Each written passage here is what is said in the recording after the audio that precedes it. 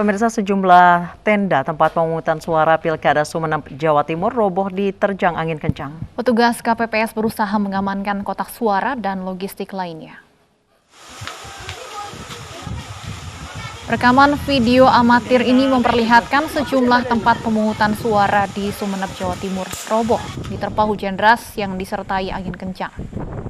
Petugas KPPS berusaha mengamankan kotak suara dan logistik pilkada. Sejumlah TPS dialihkan ke rumah warga agar pemungutan suara pemilihan bupati dan wakil bupati di Sumeneb tetap berlangsung. Bupati Sumeneb yang memantau sejumlah TPS mengatakan cuaca buruk berakibat pada rendahnya jumlah kehadiran pemilih. Tentu saja belum bisa dievaluasi secara keseluruhan karena memang kami belum semua masuk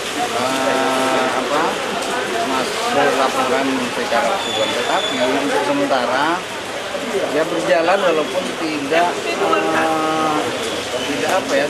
yang hadir tidak sebanyak yang kita harapkan. Itu aja.